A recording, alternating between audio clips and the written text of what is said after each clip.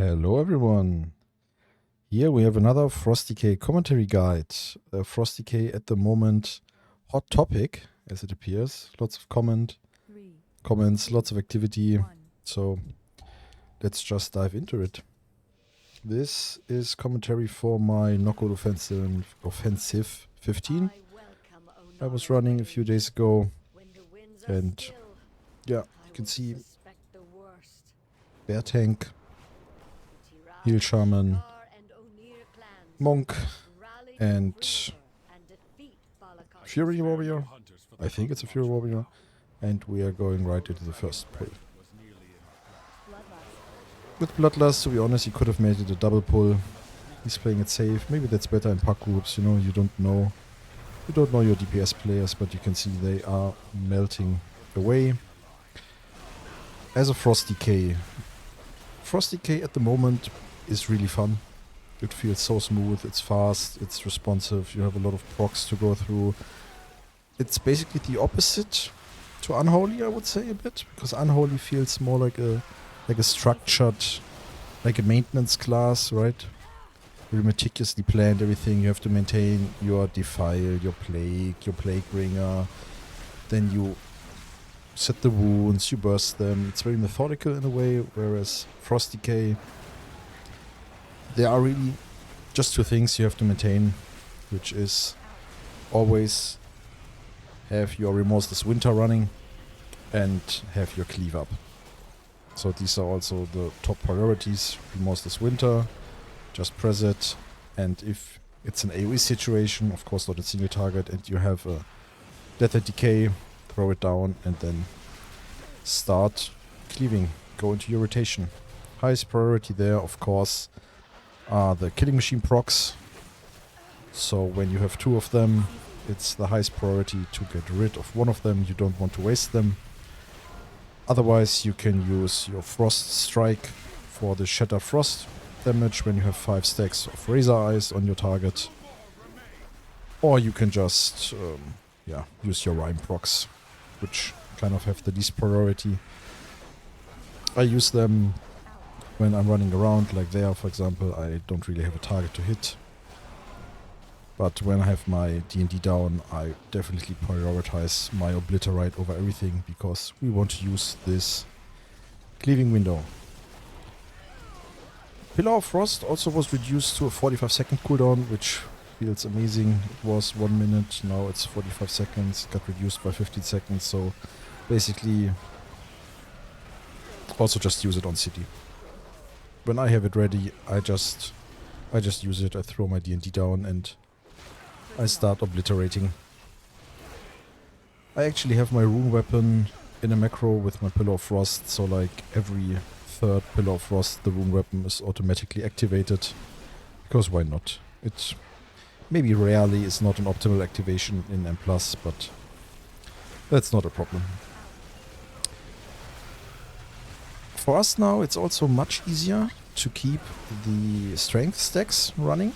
So your strength buff, where you need to use a runic spender for it, because our obliterates now with the Arctic Assault, very close to dying there, good death strikes, with the Arctic Assault talent sends out Glacial Advance, which also maintains our strength buff, so it feels so good because I rarely have to really look at the stacks and think, oh, I have to press a Frost Strike now just to maintain them.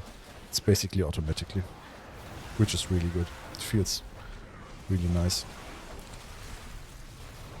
Some important thing as a FrostDK is the positioning. Of course, here already garbage positioning next to the tank with the big Lance Master, actually a trash mob with a big cleave in front. Not what I mean. I mean your Pillar of Frost sending the Frost Whelp, and of course regarding Frostworm's Fury. Always position yourself very cautious that you don't fail pull. Happened to me when I started FrostDK very often, that I was just in the group and I was looking towards the next group and I was just sending my stuff and I pulled everything. The whole dungeon, basically. No exaggeration there. So yeah, always be careful there. Single target, same priority as for AoE. Have your Remorseless Winter running, and then just prioritize your Obliterate procs, especially if you have 2, and otherwise proc your 5 stacks of Razor Eyes with Frost Strike, and then you can use your Rhyme procs as a filler in the end. So Rhyme is something, I mean Howling Blast is the, I think, yeah, Howling Blast is the name of the skill. You basically only use when you have it as a proc, or when you run into a pack and you want to apply your Frost Fever from range. So there you can definitely use it, otherwise don't use it. Use it as a filler with a proc after proccing your Razor Eyes stacks. I don't know how consistently I'm doing this here. It's also, again, it's a very fast class, especially when you're stat packed in the end. Get so many procs, we have to deal with it, but it just feels so good. Here during the boss fight, when the Saboteur comes, put your D&D down, grab him back, and then just start cleaving. You can block every second of these AoE skills with your AMS. Otherwise, just deal damage. You're only there to deal damage. One thing some people asked was regarding the two-handed variant. Little changes. So in principle you could just swap your one-handed for two-handed weapon, but I have to say the dual-wield variant like I'm playing here is just so much more fun, because it feels much faster. We are not resource starved, we get much more procs. So if you don't have two one-handed weapons, you can play two-handed, but otherwise definitely get a second one and go for the dual-wield ones. Dual-wield runs, very fun. I don't know if you can hear it, but this is actually a new mic. So I can also do ASMR now with my very sexy voice. Again, what was it? Tyrannical, Volcanic, Sanguine. Pretty decent. I mean, to be honest, Sanguine always... I mean, I never had the biggest problem with Sanguine. There were affixes that were much more annoying for me. Sanguine usually feels bad when there's a big mob you cannot move and it just takes away time, but it's nothing that is actively killing you, like bolstering, etc. Yeah, here you can see damage going up to 2.5, maybe 3 mil, I'm not sure. Very solid burst. And some of the pulls, I think also here, I have aggro, because Frost Decay has a lot of damage, and in contrast to the Unholy, it's very focused damage. So Unholy, with all the plagues and the epidemic and the cleave, has a very, what to say, that even damage distribution, going the same way on all the mobs, whereas Frost Decay, when you start cleaving with your Obliterate there, you are hitting 3 targets very hard. That's why I also don't start tabbing through the group. For the Razor Eye stacks, no need. The damage gain is really minimal. I mean, the skill overall in the dungeon does like 4 to 5% of our overall damage. And I don't start tabbing to get 1% there. Nope. I just take the biggest mob, where I know also the tank has the most aggro, and I start focusing that one, which is also very important. People underestimate the value of bio damage. When you look at MDI or Great Push, they don't play 2 Shadow Priests, of course. The mage has a lot of utility and is very tanky, etc. But the Fire Mage brings the prio damage, so that the big mob basically dies at the same time. Where the Shadow Priest goes for 4 million and the whole group DPS, the Fire Mage goes for 1.5 mil on basically one mob. So they die at the same time and you don't lose any time, right? You don't just stand there. I mean, look at this, the big Thunder Beast there dies at the same time as all the others. This is usually very efficient, because you can go into the next group immediately. So yeah, I focus the biggest one and just Don't start tabbing because of the Shattered Frost damage. That's a min-maxing I'm not willing to do because I basically hate tabbing through these groups every time. This is a valid mechanic. Ugh, I'm not into it. And since it's not required, right, it's not bringing us anything else than maybe a little bit more AoE damage, evenly distributed on mobs that would die anyway. Not worth, if you ask me. Maybe I'm wrong. You can also see in the hierarchies 15 pretty bursty. I'm fairly aggressively using my Death Strike, so every time I get a big hit, I immediately use it. Because you can never know when the next big hit is coming, and if you sit on it, you're most probably dead. Also use your AMS on CD, basically. Because even if it's a group that only does physical damage, you can block some of the damage from the Sanguine. Anyway, it helps. Okay, let me drink something. What's your favorite energy drink, by the way? I started with Booster. That's some cheaper German brand. But at some point I got stomach aches from it. I don't know what they put in there. And then I switched to Red Bull. But I also hear a lot of people saying that they don't like that. So let me know in the comments. Here, what I see a lot of people do wrong is always stand close to the boss when collecting the last stack. Because you want to maximize the duration so you can keep the buff all the time until the next orbs spawn. So when you collect the orbs the moment the boss throws them down, you are losing all the time they are traveling towards the boss. You can see I maintained my stacks and now I can start collecting again. If everyone in the group does that, the whole group can maintain the 10 stacks. Because at some point here I wouldn't need all the balls. No, I'm just collecting them so they are not reaching the boss. Also AMS, very useful. And again, just press that obliterate button as hard as possible. We have so many procs. I mean, sometimes I don't even have enough runes for all these obliterate procs. It's insane, it feels so good. Again, when you drop low after this hit, boom, Death Strike and full again. Death Strike is so OP. Every time I have Death Knight in my group, and I play tank, or some time ago when I was a healer, and the Death Knight drops low and he's not pressing that Death Strike, I am just baffled then.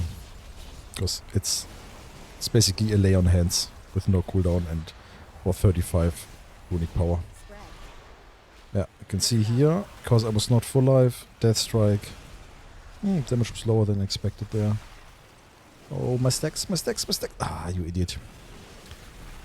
I could have maintained the 10 stacks. I was too slow.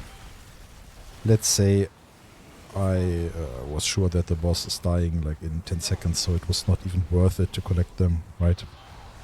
Of course. Yeah, anyway, pretty tough boss in Tyrannical for the healer. As a DPS player, use all your defensive cities on... this, by the way, this tilted me so hard. I don't know what is going on with my mount there. If you know it, let me know. I have no clue. For me, it just felt buggy. Maybe it's some weird talent in the dragon riding skill tree. Honestly, incorporating this dragon riding into the dungeon. Oh, not really the biggest fan. And as you can see here, I have a reason now. Finally, at the end of the season. Look at how long it takes for me to get to the group. What even is that? I can't build speed, I don't have any stacks. Okay, it doesn't matter. Next group, we are going in there. Probably Holding Blast, Abolimp, yes, Remorseless Winter. Put the Death and Decay down. Pillar of Frost and start cleaving. Ooh. These birds are very dangerous, right? They have big AoE cast. Luckily this can be interrupted, stunned. You can even just single target death grip them when they are casting this to interrupt it. So you can really support the tank there. This was a good tank. Nice speed on the pulse. Sometimes I don't understand why tanks like wait every time. As a tank you should always have the reflex after a big pull or after a group, especially when you're running with lower rating groups, to check if the healer has enough mana, right? Because usually they get better in mana managing, etc. But always, especially before a boss fight, check if your healer has enough mana, and if he does and the whole group is there, just go in. But on the other side, as a DPS player, don't just pull. So let the tank pull. But yeah, very solid tank. Sometimes I got a little bit of aggro, but yeah, I mean, Frost Decay, big obliterate crits. Maybe then the cleave spreads to target the tank. That's not the biggest amount of aggro on, and then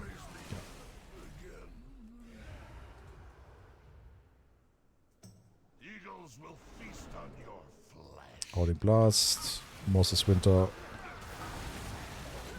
Pillar of Frost window, Death and Decay, and go press that obliterate button. Yeah, this pull was very chaotic. He wanted to skip the group in the back, but someone pulled them. You can see I'm using a lot of stuff to survive here, like also the pot, Iceboard Fortitude, helping the tank there. Grabbing these two, higher priority than doing a little bit more damage. Right, turn around, see how you can support, and then start dealing damage again. But I have to use a lot of death strike here. With the new talents we actually lose a bit more damage. Because before we got the talent rework, the death strike purely was to maintain our strength stacks. And this was also done by the death strike. So basically there was very little damage loss. Right now, since it's also proccing our Razor Ice stacks, we lose a bit more, but as I always say, you deal no damage when you're dead. So always prioritize. So basically in the rotation, number one should always be death strike if you're low. Because you can have a million obliterate procs and you're just watching the grass. It is worth nothing. Again, my positioning before using that Pillar of Frost, I was positioning myself that this Frost Whelp is not flying through the other group there to the right. Very important. Regarding the big dragon, a few people asked on when to send it. Usually you want to send this, of course, as buffed as possible on as many targets as possible. So usually the end of your Pillar of Frost window is perfect for it, because you still have the 30% strength buff from the pillar, and you have the Frost Whelp's 8, so the mastery buff. And yeah, but when it's a big group and there are only weak mobs and they die very quickly, sometimes I send the dragon immediately. Or when you're speccing into absolute 0, so when you're talenting absolute 0 and your dragon goes to 1.5 min CD with a 3-second freeze, you can also use it as a large AoE, CC or interrupt. So don't stress about the big dragon. It's not your main source of damage. With this dual wield spec, with enough crit and haste, the main source of damage, not in all keys, it's a little bit dependent on the pull sizes, is actually the Icy Death Torrent. So passive damage from your auto attack crits, which of course scales much better with the dual wield than with the two-handed, because we attack much more. I think I was in Valdrakken and testing these both. For 1 minute 20 seconds, something around that. The dual wield variant attacked like 110 times, and the single-handed with Furalath was maybe 50. So makes a huge difference. Of course, your obliterates deal a little bit less damage, but in general it feels much faster. Much faster.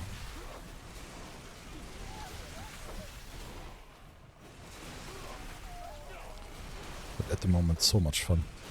So if you're thinking about playing it, just do it. Just do it.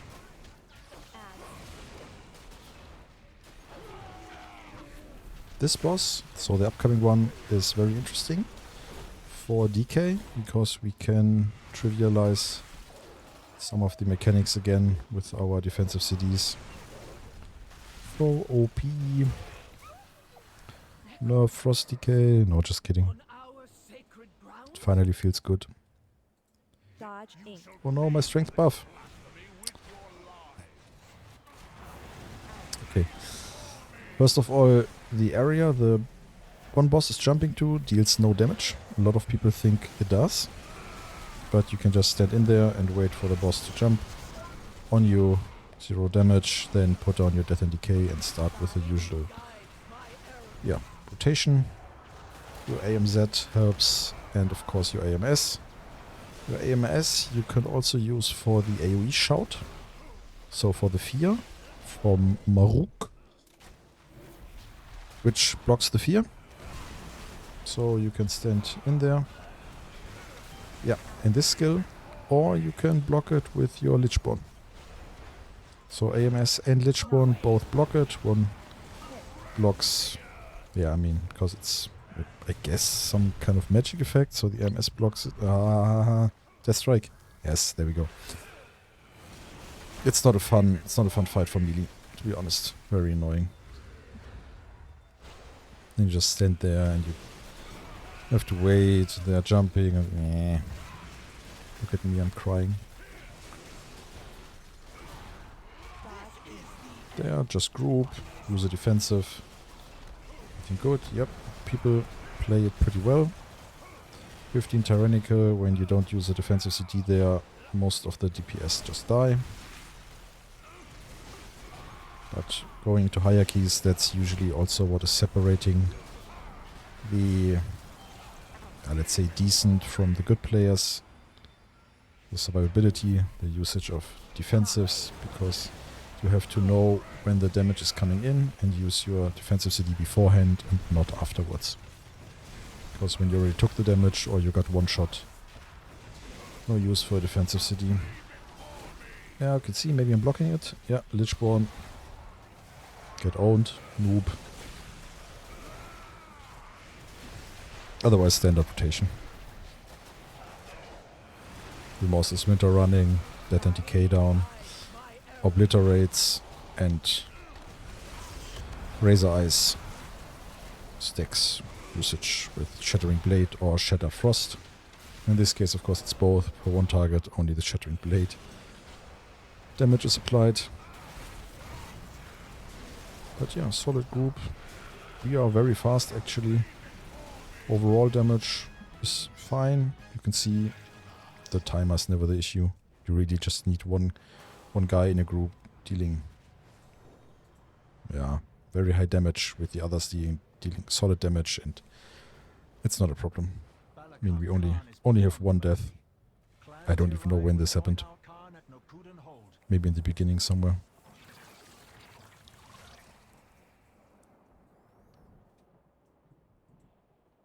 Last boss, very important. If you want to use your abo limbs, you could maybe, I think I could do it. If it would be ready now, I would use it. Right here in the pull. But you need to have them ready for the intermission. Very important. You will see you can group up these mobs immediately without a problem. They all start then casting at the same time, and you maximize also the value of your AoE interrupt stuns, etc. So very easy.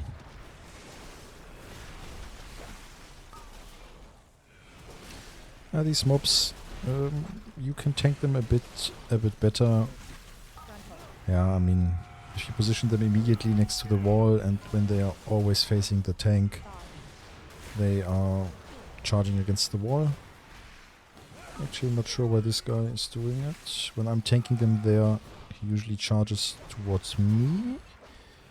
Maybe it's always the closest target, and the last time I had ranges? Not sure.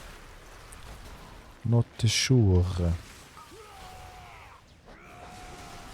Doesn't matter, finish him off. Last boss.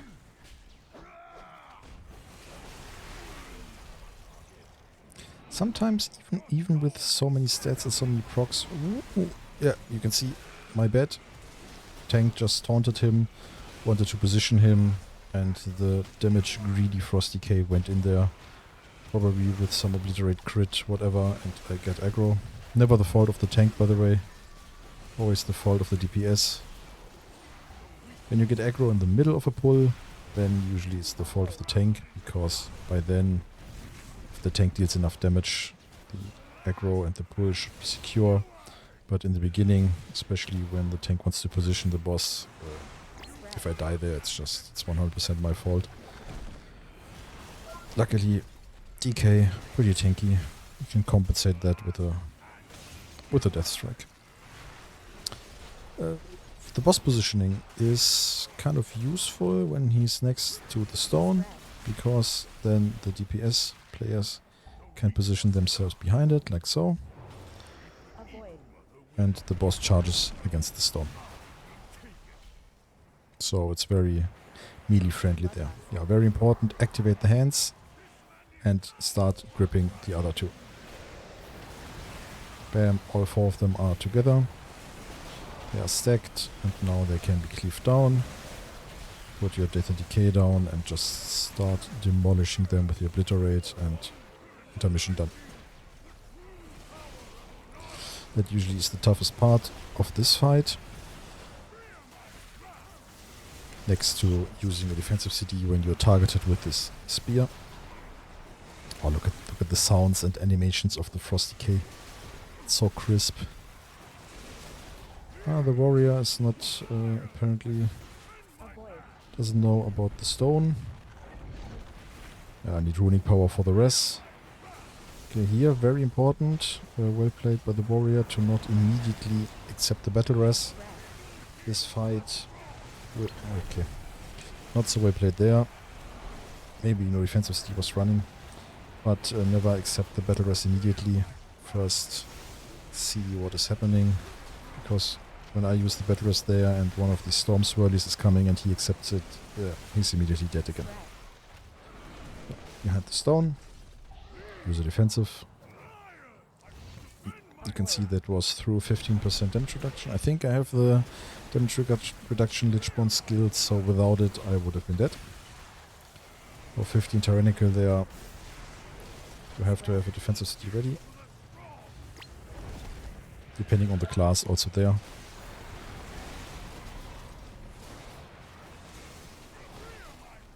Yeah. Also, another person wrote me about the in-game sounds. How I can play with them being so loud. I'm a little bit surprised because I always have the in-game sound on and I am very used to listening to the sound cues of my skills. For example, the obliterate, if the skill went through, etc. Because especially as a melee, when you're in the middle of the brawl there, sometimes I don't even know if I have the right target, if my skills are going through, etc. So sound cues, at least for me personally, very important. But yeah, I also know some other people that basically play without in-game sound, which is surprising to say the least. Yeah, that's it. If you liked it, let me know. Otherwise, bye-bye.